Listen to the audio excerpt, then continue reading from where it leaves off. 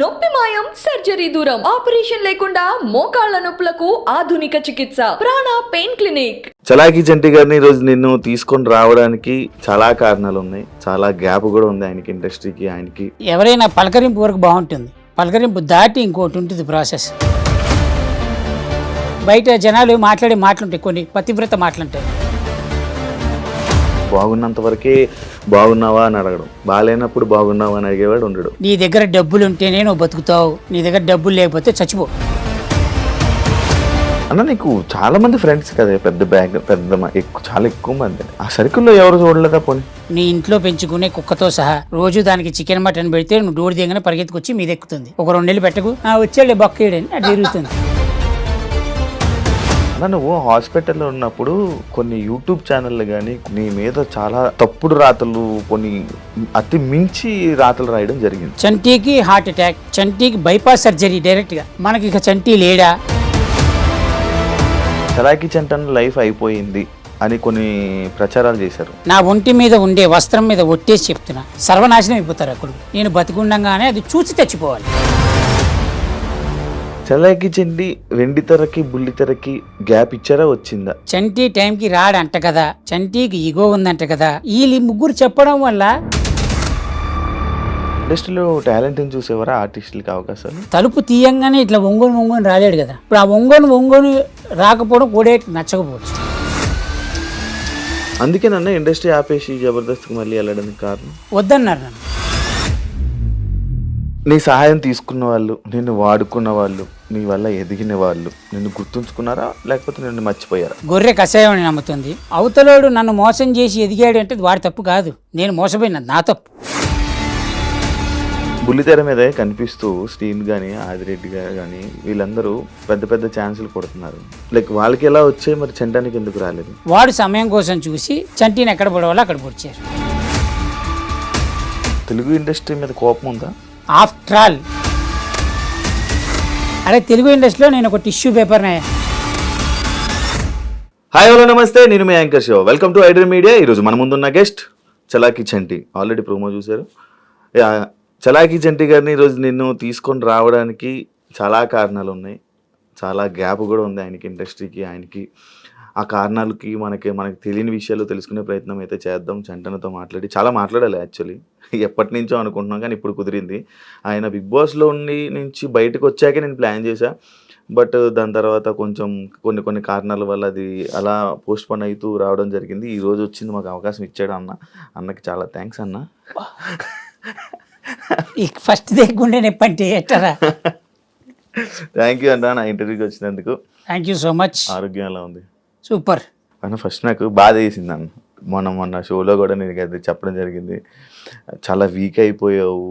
Obviously ఒకసారి ప్రపంచంలో ఎవడైనా సరే ఒకసారి హాస్పిటల్కి వెళ్ళిన తర్వాత వాడి పాత రోజులు ఉంటాయంటే అది నమ్మశక్యమైంది కాదు. ఆబ్వియస్లీ వీక్ అవుతాం కాబట్టి. కాకపోతే ఏంటంటే టైం పడుతుంది పుంజుకోవడానికి, కాస్త టైం పడుతుంది. బై గాడ్స్ గ్రేస్ తొందరగానే పుంజుకుంటున్నా. ఎలా బయటపడ్డారు అన్న హార్ట్ స్ట్రోక్ నుంచి? అది తట్టుకొని అప్పుడు మొత్తం అంత పెద్ద ఇదైపోయి ఇండస్ట్రీ వాళ్ళు ఏమైనా హెల్ప్ అలాంటివి ఏమైనా ఉన్నాయా? ఇండస్ట్రీ వాళ్ళ హెల్పా? ఎవరు చేయలేదు బాయ్. ఎట్లుంటుందంటే ఎవరైనా పలకరింపు వరకు బాగుంటుంది, పలకరింపు దాటి ఇంకోటి ఉంటుంది ప్రాసెస్. అది కొంచెం చాలా దగ్గర మనుషులే చేస్తారు. ఆ పలకరింపు దాటి ఇంకో ప్రాసెస్ ఏంటంటే నేనున్నాను అనే ధైర్యం ఇవ్వడం అనేది అదొక కైండ్ ఆఫ్ ఇది. అది కాక ఇంకో పద్ధతి ఉంటుంది చూసావా, అక్కడికి ఎవరు రారు. సో నేనేమంటున్నానంటే ఎవరు రారు అన్నాకంటే ఎందుకు రావాలంటున్నా. ఎందుకు రావాలనే డౌట్ కూడా ఉంటుంది. ఇప్పుడు సడన్గా నేనే ఉన్నా, నా దగ్గర ఉండొచ్చు ఉండకపోవచ్చు, నేను చెయ్యగలగచ్చు చేయలేకపోవచ్చు. చెయ్యలేని పక్షంలో నేను చేయలేదు అంటే అవతలుడు తప్పు పట్టుకుంటాడు, అలానే నేను తప్పు పట్టినట్టే. సో ఏంటంటే మనం అవతలని తప్పు పట్టే బదులు అట్లీస్ట్ పలకరింపులు అవన్నీ ఉన్నాయనుకో కొంచెం ఓకే, హ్యాపీ ఫీల్ అవుతాం. బేసిక్గా పెద్దగా ఎవరు పలకరించలేదు. కొంతమంది ప్రముఖులు మాత్రం ఫోన్ చేశారు, పెద్దవాళ్ళే ఫోన్ చేసి జాగ్రత్త, బాగానే ఉన్నావు కదా, ఏదైనా ఉంటే నాకు ఫోన్ చేయి అని వాళ్ళు చెప్పడం వాళ్ళ బాధ్యత. చెప్పారు. చెప్తామంతే. నిజంగా ఆన్ స్పాట్కి వచ్చేటప్పటికి ప్రపంచంలో ఎవడేం చేయడరా. ఆ, నీ దగ్గర డబ్బులు ఉంటేనే నువ్వు బతుకుతావు. ఇది కలియుగం పాలసీ. ఉమ్, నీ దగ్గర డబ్బులు లేకపోతే చచ్చిపో. ఉమ్. Straight policy. పెద్ద స్టేట్మెంటే. చాలా పెద్ద స్టేట్మెంట్ ఇస్తున్నా. ఉమ్, సంపాదించే ఊపుకున్నంతసేపు సంపాదించుకో. నీకుగా నీకు ఏదైనా హడులు వస్తుందేమో చెప్పలేనని దాచిపెట్టుకో. ఉమ్, అంతేగాని మన దగ్గర డబ్బులు లేనప్పుడు ఎవడో వచ్చి మనకు హెల్ప్ చేస్తాడనేది పచ్చి అబద్ధం. అందు బాగున్నంత వరకే బాగున్నావా అని అడగడం, బాగాలేనప్పుడు బాగున్నావా అని అడిగేవాడు ఉండడు. ఉండడు. ఇండస్ట్రీలో మన జనాలకి బయట నుంచి జనాలను చూస్తే వాళ్ళకి ఏమనిపిస్తుంది, ఈడిగేంట్రా ఇండస్ట్రీలో సినిమాల్లో పనిచేస్తున్నాడు బాగానే వస్తాయిలే అనుకుంటాడు. కానీ వాడికి తెలియదు మనకి ఎంత వస్తున్నాయి అనేది. ఆ, ఎంత చెట్టుకి అంత గాలి. ఉమ్, ఇప్పుడు మనం చెప్తామా ఏంటి, రోజుకి 5,000 తీసుకుంటున్నామని ఉమ్, చెప్పం. చెప్పం. 15,000 వచ్చినప్పుడు చెప్పామా, 30,000 వచ్చినప్పుడు చెప్పామా. ఉమ్, సో ఎవడు మనకి అవతల నుంచి చూసేవాడు ఏమనుకుంటాడంటే వీడికి ఎన్ని లక్షలు వస్తున్నాయి అనుకుంటాడు. కానీ ఆబ్వియస్లీ మనం ఆ మెయింటైన్ చేయకపోతే మనం రేపొద్దున ఇంకోటి పిలవడు. ఉమ్, ఆడు పిలవాలంటే మనం మెయింటైన్ చేయాలి. అవును, ఈ మెయింటైన్ కోసం మనం ఎన్ని కడుపు కొట్టిన రాత్రులు ఉంటాయి. అవును, తిని తినక, ఎందుకంటే ఇప్పుడు ఖర్చు అయిపోతే మళ్ళీ రేపు పొద్దునెట్ట. అవును. ఇప్పుడు ఏంటంటే జీన్స్ బాగాలేకపోతే చిరిగిపోయిన జీన్స్కి వెళ్తే టోన్ జీన్స్ అంటారు చూసావా, అది స్టైలిష్. ఆ, కానీ ఆ టోన్ జీన్స్కి ఆ. ఈ టోన్ జీన్స్ ఎందుకు వేసాడు అనేది తెలియదు. తెలీదు. ఆ, ఆ, స్టైలిష్ కోసం మనం చింపుకుంటున్నాం. ఆ, కానీ ఆ చింపుకునే దాని వెనక పెద్ద స్టోరీ ఉంటుంది. అది ప్రపంచంలో ఎవరు చెప్పడు. అలానే ప్రతి ఆర్టిస్ట్ లైఫ్ ఏంటంటే గాజు వెనక బొమ్మ. వాడు ఎంత అందంగా తయారైతే ఉమ్, కింద నుంచి వెళ్ళేవాడు చూసి భలే ఉన్నాడు అంటారు. కానీ ఆ గాజు ముందు ఆ జనాలు చూడడానికి ఈ బొమ్మ దగ్గరికి రావడానికి వెనక ఎన్ని బొమ్మలు వేసుకున్నాడు అనేది వీడికి మాత్రమే తెలుసు. అన్న నీకు చాలా మంది ఫ్రెండ్స్ కదా, పెద్ద బ్యాగ్ పెద్ద ఎక్కువ, చాలా ఎక్కువ మంది, నీకు ఎక్కువ సర్కిల్ ఎక్కువ. ఆ సర్కిల్లో ఎవరు చూడలేదా పోనీ? ఏమని లైక్ ఇలా అన్నకు మనం తోడుండాలి, అన్నకి ఏదో ఒకటి చెయ్యాలి అని. అదేంటున్నారా, మనం ఎక్స్పెక్ట్ చేయకూడదు ఫస్ట్ థింగ్. ఆ టైంకి వచ్చినోడు మనకి హెల్ప్ చేసినోడు చాలా గుడ్ పర్సన్. మనతో పాటు ఉండేవాడు బెస్ట్ ఫ్రెండ్. బెస్ట్ ఫ్రెండ్ అయినా హెల్ప్ చేసేవాడైనా ఏదైనా financially no one will help. డబ్బుతోటి ఎవడు నీకు హెల్ప్ చెయ్యడు. ఇది పక్కా రూల్ ఇది. ఎందుకంటే వాడి దగ్గర ఉండొచ్చు ఉండకపోవచ్చు, మనం కంప్లైంట్ చేయడానికి లేదు వాడిని. మన దగ్గర డబ్బులు ఉంటేనే. నేనేమంటానంటే ఆ డబ్బు ఉంటే బతుకు, డబ్బు లేకపోతే చచ్చిపో.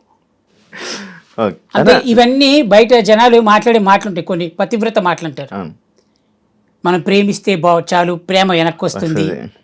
రెస్పెక్ట్ ఇస్తే అవతలుడు మనకు రెస్పెక్ట్ ఇస్తాడు. ఇవన్నీ మన లాంగ్వేజ్లో అద్భుతమైన కబుర్లు అంటాను. అయ్యే మాటలు.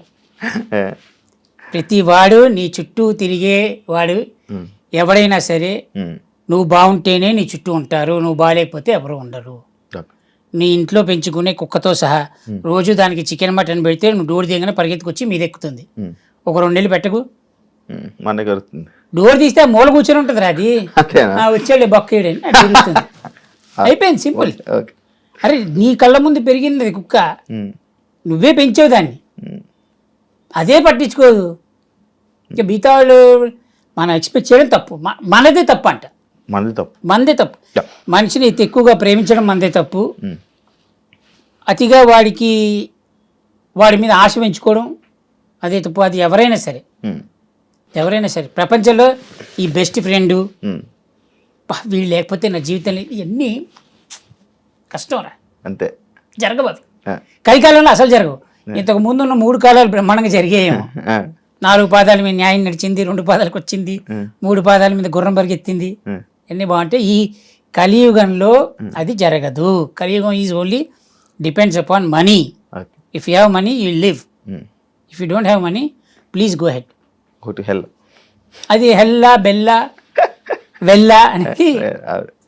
అన్న నువ్వు హాస్పిటల్లో ఉన్నప్పుడు కొన్ని యూట్యూబ్ ఛానళ్ళు కానీ కొన్ని ఛానల్స్ కానీ నీ మీద చాలా చెత్తగా, చాలా తప్పుడు రాతలు, కొన్ని అతి మించి రాతలు రాయడం జరిగింది బయటకు వచ్చాక మీరు చూసి దాని మీద ఎప్పుడైనా రియాక్ట్ అవ్వాలి కానీ దాని గురించి మాట్లాడాలి కానీ నీకు ఏమైనా అనిపించిందా? అనిపించలేదా? ఎందుకన్నా? థ్యాంక్స్ చెప్పాలనిపించింది నాకు ఒక్కటి, కానీ చెప్పలేకపోయాను ఎవరికి. అందరు యూట్యూబ్ ఛానల్కి థ్యాంక్స్. ఎందుకన్నా థ్యాంక్స్? కనీసం రాశారు కదా. ఓకే. నేను కొన్ని ఛానల్స్ నేను బయటకు వచ్చిందో చూసా. చంటీకి హార్ట్ అటాక్, చంటీకి బైపాస్ సర్జరీ డైరెక్ట్గా వాడే వచ్చి చేసాడు, ఇట్లా తీసి వైర్లు వేసి వాడే చేసాడు. మనకి ఇక చంటీ లేడా ఇవన్నీ రాశారు బాగానే. ఎవరో ఇక బాగా తెలిసిన నీలాంటి ప్రముఖులు కొంతమంది పరిచయం ఉన్నవాళ్ళు కొంచెం డీటెయిల్డ్ మ్యాటర్ రాశారు. ఆబ్వియస్లీ వాడు ఎందుకు రాశాడు అంటే వాడి క్లిక్స్కి వాడికి కావాలి, లేదా వాడి ఛానల్ ఎందుకు చూస్తారు? రేటింగ్ కోసమే. ఆ క్లిక్ కొట్టడానికి కదా వాడు పెట్టుకుంది. నేను అలా అయినా వాడికి ఉపయోగపడ్డాడు కదా, నేను అలా అయినా వాడికి ఉపయోగపడ్డాక. థ్యాంక్ యూ ఫర్ రికగ్నైజింగ్ మీ. నేను ఒక హాస్పిటల్లో పడ్డాను అనే విషయం జనాలకు చెప్పారు కదా, thank you so much. Chalaki చంటన్ లైఫ్ అయిపోయింది అని కొన్ని ప్రచారాలు చేశారు కొంతమంది. ఎస్, వాళ్ళకి ఇచ్చే మీరు స్టేట్మెంట్? చలాకీ చంటి లైఫ్ అయిపోయింది అనడం కంటే బాగా తెలిసినోడు ఏమంటాడంటే గ్యాప్ ఇచ్చావేంటి అంటాడు. మన వాళ్ళు కాదు, ఎందుకంటే ఇండస్ట్రీ గురించి బాగా తెలుసు. కానీ గ్యాప్ ఇచ్చానా గ్యాప్ ఇచ్చారా అనేది తెలియదు. రైట్, భగవంతుడు సాక్షిగా చెప్తున్నా, నేను తినే తిండి సాక్షిగా, నా ఒంటి మీద ఉండే వస్త్రం మీద ఒట్టేసి చెప్తున్నా. నా ఒంటి మీద ఉండే వస్త్రం అనే పదం ఎందుకు మాట్లాడానంటే చూసే ఆడియన్స్లో కొంతమందికి మాత్రమే అర్థమవుతుంది వస్త్రం అనే పదం ఎందుకు వాడాను. ఓకే, వస్త్రం మీద ఒట్టేసి చెప్తున్నా, నాకు ఈగో ఉందని, నేను షూటింగ్కి వస్తే కొన్ని అడుగుతానని, నా గురించి బ్యాడ్ ప్రొపగాండా చేశారు.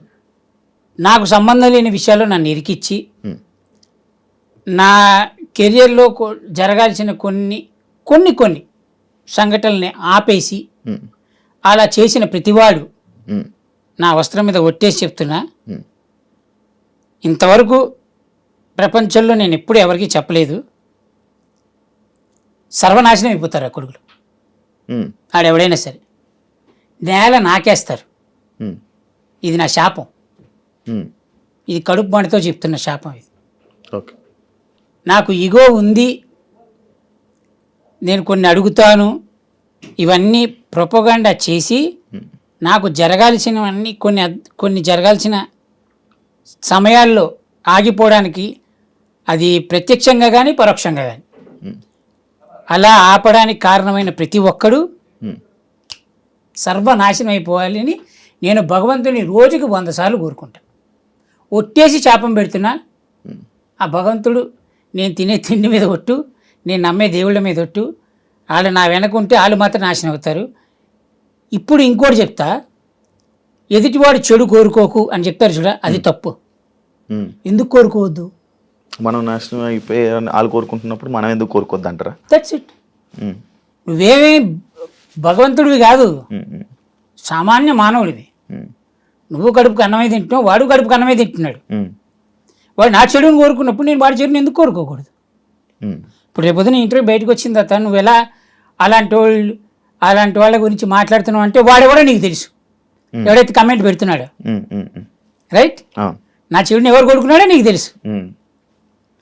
అలాంటి వాడితో సహా వాడు కూడా నాశనం అయిపోవాలి, సర్వనాశనం అయిపోవాలి. ఎందుకంటే నేను బాగాలేనప్పుడు నువ్వెందుకు బాగుండాలి? Simple policy. నేను బాగుంటే నువ్వు బాగుండాలని కోరుకుంటా.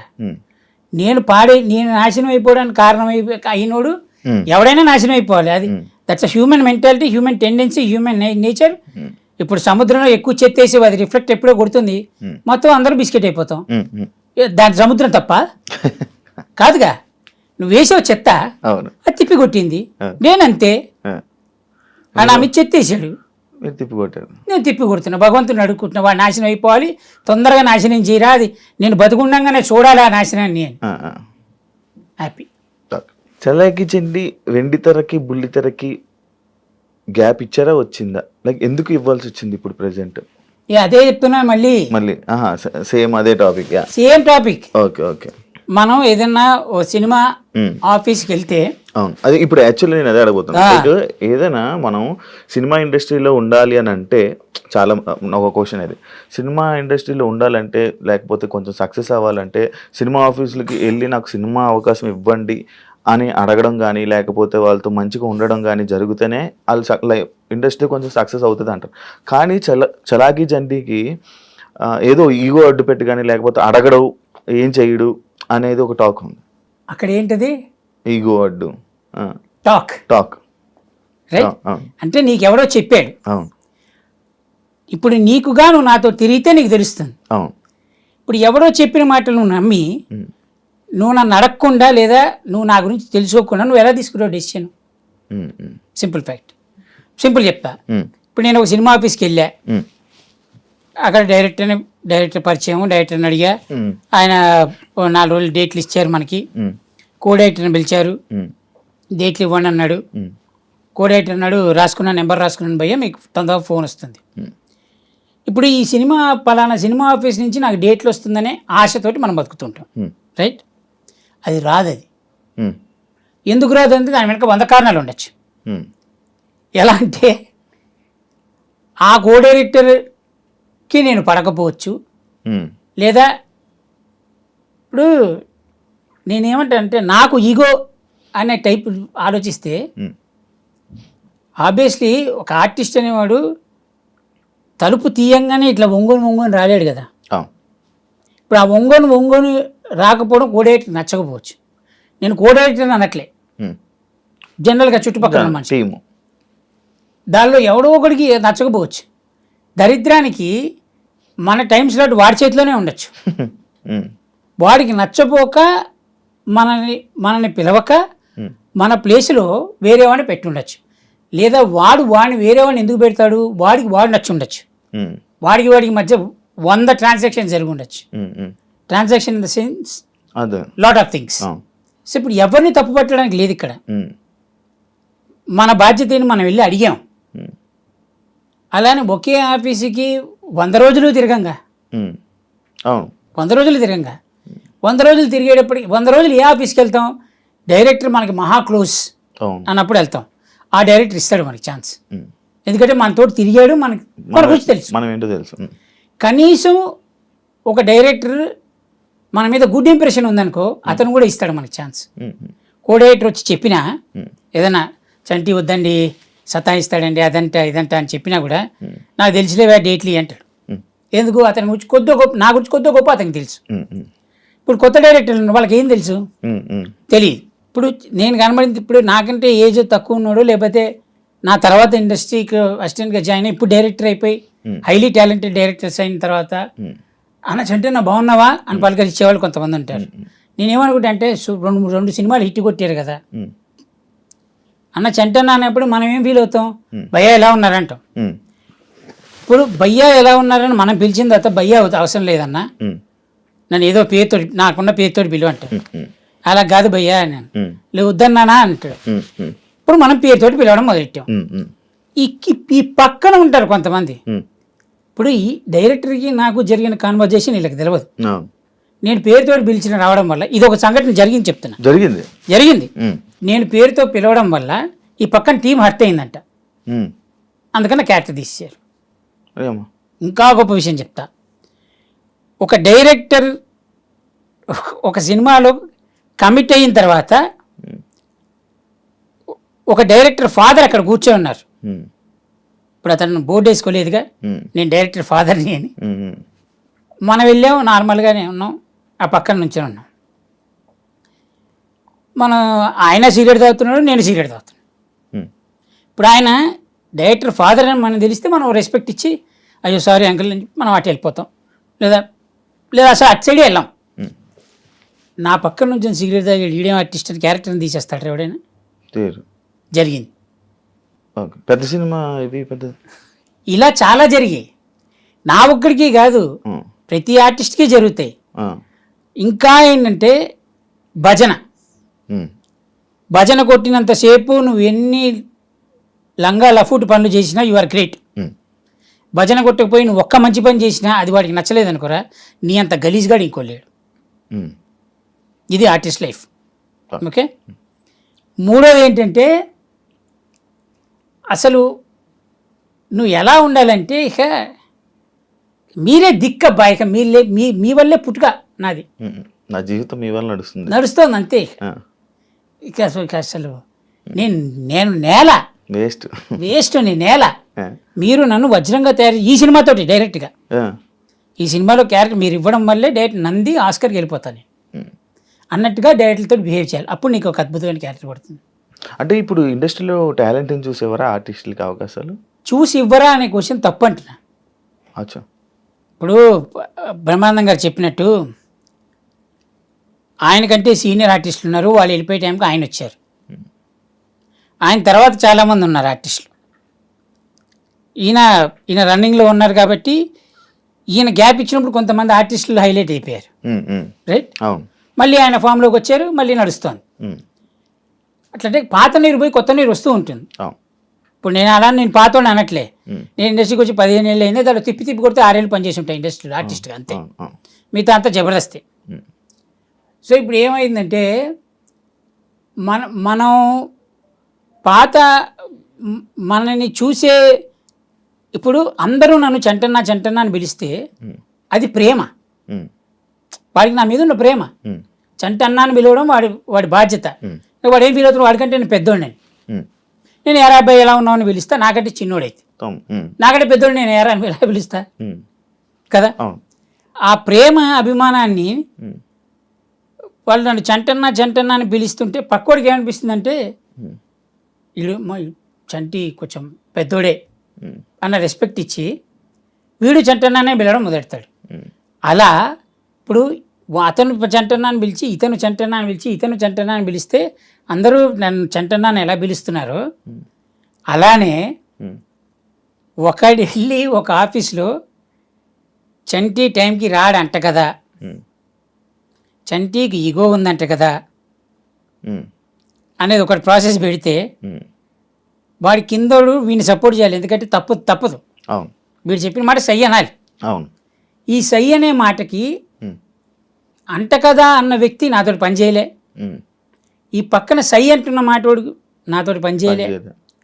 పోనీ నాకు క్యారెక్టర్ ఇద్దామనుకున్న డైరెక్టర్ ఉన్నాడు చూసావా, అతనికి నా గురించి తెలియదు. వీళ్ళు ముగ్గురు చెప్పడం వల్ల ఆ డైరెక్టర్ ఇవ్వాలనే ఇది కూడా పోయిందిగా. అలా ఎన్ని సినిమాలు పోయింటాయి నాకు. అందుకే నన్ను ఇండస్ట్రీ ఆపేసి జబర్దస్త్కి మళ్ళీ వెళ్ళడానికి కారణం అంటే ఒకనొక టైంలో ఇలా నడుస్తుంది, సినిమాల్లోకి వెళ్ళావు, మంచి నడుస్తుంది, సడన్గా సినిమాలు ఆపేసి మళ్ళీ జబర్దస్త్ వైపు తిరిగావు. అదే చెప్తున్నా. ఇప్పుడు ఆఫీస్కి వెళ్తాం అబ్బాయి, అడగడం మన బాధ్యత, లిటరల్గా అడుక్కోవడం మన బాధ్యత. అడిగాము, ఇస్తాను అని వాళ్ళు చెప్పంగానే మనం జబర్దస్త్ మానేసి లేదంటే డైలీ నడిచే రొటీన్ వచ్చే ఖర్చులు మానేసుకొని ఇంట్లో కూర్చోలేంగా. అవును. ఇప్పుడు అది నడుస్తోంది కాబట్టి కొంచెం జనాల్లో కనబడుతున్నాం కాబట్టి మనం ఇంకా గుర్తుపెట్టుకుంటారు. ఆ చనువుతోటి మనం ఆఫీస్కి వెళ్ళగలుగుతున్నాం. ఇప్పుడు అది లేక ఈ సినిమాలే వస్తున్నాయని కూర్చుంటే ఈ సినిమా రాకపోతే అలా రాలేదుగా. అందరూ ఏమనుకుంటారు, జబర్దస్త్ నడుస్తాం కదా బాగానే సంపాదించుకుంటున్నాడు అంటారు. కానీ జబర్దస్త్లో ఎంత సంపాదిస్తున్నాడు అనేది టీం లీడర్లకి మాత్రమే తెలుసు. వాడికి వచ్చే పేమెంట్ ఎంత, వాడు ఇచ్చే పేమెంట్ ఎంత.